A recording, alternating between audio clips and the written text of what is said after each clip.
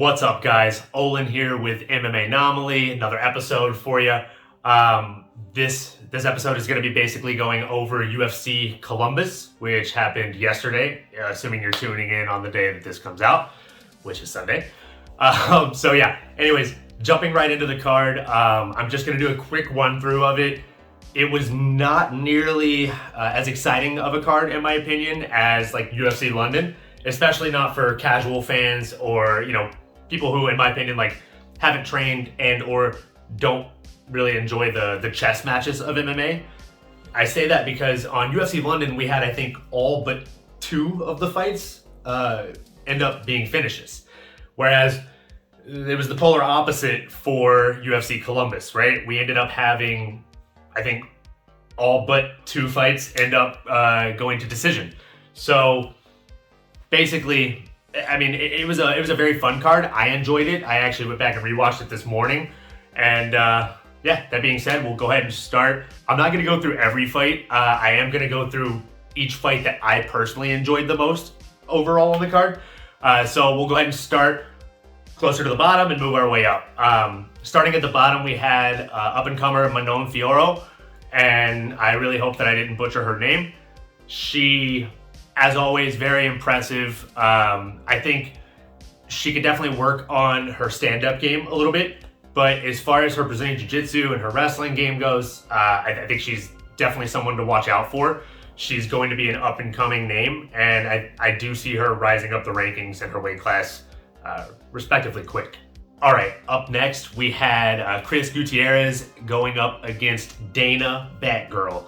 Yeah, his name is Dana Batgirl. I want to see him do so well just so that people know the name Dana Batgirl and he becomes a household name. That being said, didn't go well for him last night, or yesterday afternoon rather. It was a kind of early card. Anyways, Chris Gutierrez ended up putting it on him. He ended up getting the second round TKO. Beautiful finish. I definitely recommend watching that one back.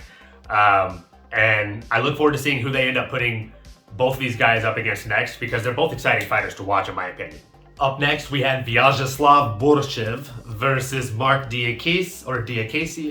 And I personally thought Slaviklaus was going to go out there and end up doing his thing and really putting on a clinic, putting the pressure on Mark Diakese and putting him away. But did not happen. Apparently, Mark is a wrestler now. So Mark went out there and landed 11 takedowns on Slaviklaus. And my goodness, his wrestling looked really good. Casuals will say, oh, he's a boring fighter now. But, he was fighting for his job. If you were fighting for your job out there, would you go out there and do something that's dangerous, like striking with somebody that could possibly put you away? Or would you go out there if you thought you had the wrestling acumen to do what he did and land those 11 takedowns, suffocate him with pressure, and end up getting the decision win? I really, really doubt any of you guys watching would end up going out there and putting your pride first and just striking with the guy and putting yourself at more of a risk of losing your job and losing your next paycheck, right? Losing half of your paycheck. We all know these fighters get 50% to show, the other 50% to win, right? So basically, Mark put it on him. He landed 11 takedowns and he came away with that win and hopefully extended his job with the UFC, right? Up next, we had Max Griffin against Neil Magne. And as me and my buddy Ian were talking about this morning, Neil Magne is going to Neil Magne. He ends up going out there, getting tagged early, and then just out-cardios the opponent he's going against, no matter who it is. And that's why I really think him and Khamzat Chimaev would be a really good fight. Really good fight. Like, I think that would be fight of the night, for sure. No matter which guy wins that fight, I think Neil Magne versus Khamzat Chimaev would end up being a banger of a fight for fans. That being said, like I said, Neil Magne is going to Neil Magne, right? He went out there, he got tagged a little bit early, and then just outworked his opponent, out-cardioed his opponent, and proved that he is incredibly tough to put away, and he's just as tough to actually get a win over. So great job for Neil Magne. He ended up getting the decision win, and as always, loved his performance. Look forward to seeing him put it on his next opponent, whoever that poor soul may be. Up next, we had, for me, the fight that I was most excited about watching and most looking forward to, Franz going up against Askaroff, who up until Saturday was undefeated in the UFC. Askaroff has looked like an absolute terror. His wrestling game has been incredible to watch. He always shows so much finesse in his takedowns and seems like he's always a step ahead of his opponent whenever it comes to the grappling. When it came to Askaroff versus Carr Franz's hand speed was one thing to look out for, and his takedown defense. His takedown defense was super sharp.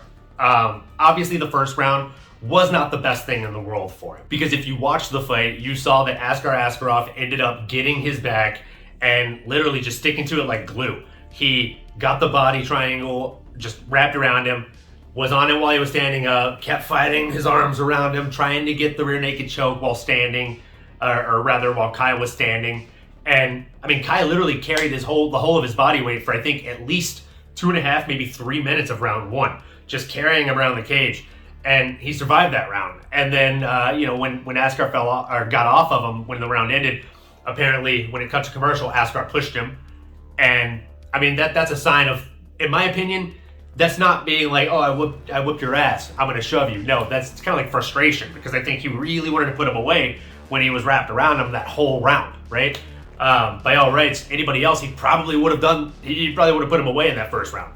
But Carr Franz, he kept defending. He was throwing little pitter-patter shots to the back, or to the head, just be a back fist. And honestly, his defense of the rear naked choke was really, really nice.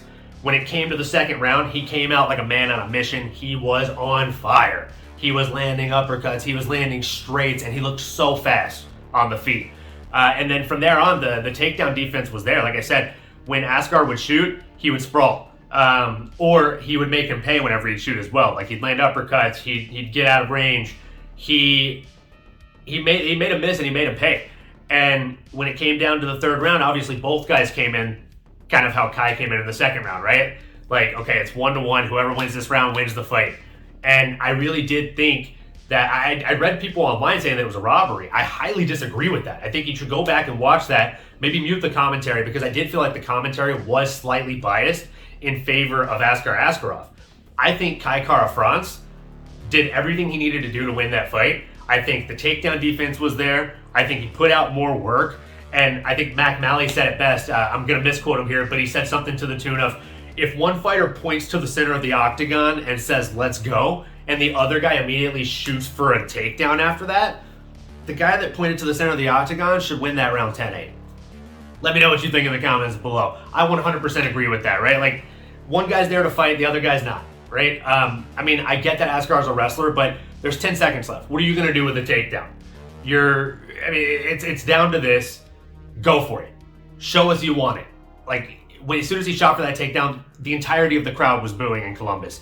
And how did Carr Franz get Columbus, Ohio, to chant for him the way that he did? My goodness. Who knew he had so many fans all the way from, where's he from, New Zealand?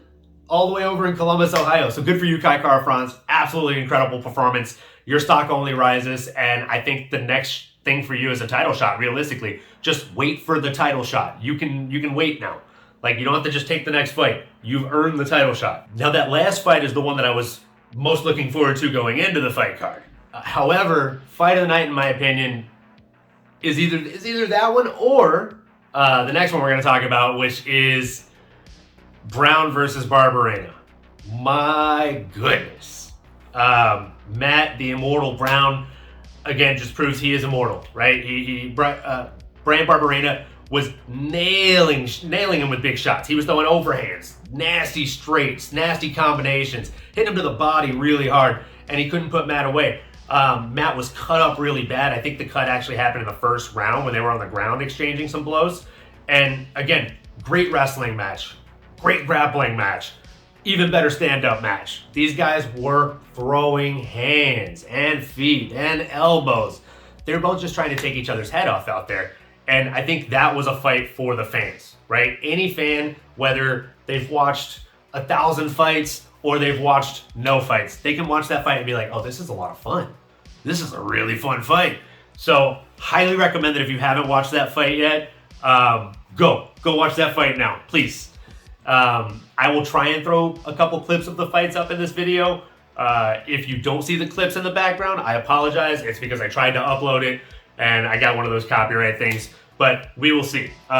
either way, I obviously don't own the rights to any of the fights. I'm just showing them as a fan and doing breakdowns. So anyways, moving forward into the next fight, we had Alexa Grosso versus Joanne Wood, formerly known as Joanne Calderwood. And I gotta be honest, I really thought that this fight was gonna be closer than it was. It was 3 minutes and 57 seconds into the very first round. From start to finish, Alexa Grosso came out there like she was really fighting to try and earn a title shot. She went out there, she put it on her on the feet. Her hands were looking crispy as usual. She just looked a step ahead of Joanne the entire fight. Every time Joanne would come in, she'd get out of range and land her own thing. Alexa didn't really eat a bunch of damage at all. And every time Joanne would come in, she would end up landing heavy. She sunk in a takedown, and honestly, the takedown that she got was really weird. Again, I'll try and throw a clip up in the video. If you don't see the clip, I apologize, but I'll do my best to basically describe it. So, essentially, Joanne threw an elbow, and that elbow connected a little bit, but connected with her back turned to Grosso. Grosso got one arm around her torso, right? Not really a big advantage hold. She didn't have like a clasp of hands or anything like that. She just had one arm around her, and she basically turned out. And then as soon as that didn't work, and she got one leg, it looked like positioned behind. She got her left leg positioned behind, I believe, the right leg of Joanne. And the second she got that leg behind hers, she misdirected, changed direction, right? So she was going in, switched to going out, and then boom, had her flop right over her leg. I mean, it could have ended up bad for Alexa, right? But she basically like sat her down in her lap, and that gave her back control. And that's how it led to a rear naked choke. Beautiful, beautiful work. Just absolutely beautiful work for Alexa Grosso. I think what's next for her is either a title shot or a title contender shot. So I'm looking forward to seeing who they would pair her against if it's not a title shot. But whoever she fights next, if she gets one more win, that girl deserves a title shot, 100%. Let me know what you think in the comments below. If not her, who? Or rather, if not a title shot for her, who do you think she should fight next? I would love to hear your thoughts. Moving into the last fight on the card, the main event was Curtis Razor Blades versus Chris the Cop Dawkins. That should really be his nickname. And my gosh, it was going really, really good for both fighters in the first round, right? Like, Chris was landing heavy shots. Going into the fight, I thought Razor Blades was going to win it. I thought that he was going to out-wrestle Chris, and yeah, I just thought that Blades had everything he needed to win. However, I didn't realize that he was going to look so sharp on the feet compared to Dawkins. They were exchanging on the feet, and again, when they started throwing at first, I was like, oh man, this is going to be really bad for Dawkins, right? But then I saw Dawkins kind of eat a couple of Blades' biggest shots and not really smile, but just shrug them off, which is even better than smiling. Because when you're smiling, you're trying to hide that you're hurt, right? Shrugging them off is like, all right, whatever, he hit me. And not only would he shrug them off, but he'd shrug them off and then land his own, right? He would clip them a little bit. So it was looking like it could be anybody's fight, and I was really excited going into the second. But my God, Blades landed a quick shot that in slow motion, it was super, super devastating to see, right? You see Dawkins' like whole head go back, and then when he lands on his knees, he just ate a shotgun to the face, right? Blades just came in, hit him with a short uppercut as soon as he landed on his knees, and then from there he landed a couple of unnecessary shots as well. I personally think that Herb Dean probably could have stopped that fight 3 or 4 shots before he did, but Blades continued to pour it on him. Literally got launched off of Dawkins by Herb Dean. And yeah, amazing job. I think Curtis Blades has more than proved his worth in the heavyweight division, and I really look forward to seeing who they pair him up against next. I think it's, again, just like Grosso, it's got to either be a title shot or a title contender shot. I do think if it's an interim title shot, I don't know if it should be against Cyril Gana or against Tom Aspinall, though. Again, would love to hear your thoughts on that below. One more honorable mention before we cut to the usual credits. I just want to say amazing job to Demetrius Johnson over in ONE on the ONEX card, which was a really fun card as well. Definitely recommend watching that if you haven't seen that. He ended up going against a Muay Thai legend in Rodtang, and survived the first Muay Thai round, but not only survived a Muay Thai round against him, but held his own. He was holding his own against Rodtang in a Muay Thai round. And then the second it ended up changing into Demetrius Johnson, Mighty Mouse's realm, he submitted him. And I don't want to sound like a jerk, but he made it look easy. So, Demetrius Johnson, shout out to you. You are a legend. As always, like, comment, subscribe, hit the bell for notifications. Make sure you've done all those things. Please comment. That's like one of the biggest things. It helps with the algorithm. It helps with reach. And it honestly helps me with content and knowing where to go next. So please let me know what you thought of the video below. And any feedback, constructive criticism is always welcome. I love it. I look forward to it. And please send me more fan videos. That way I can do some different topics and talk about different fighters or moments. Thanks again. Love all of you guys. Love all the support. And enjoy the fights. Enjoy the hostilities, man. Later.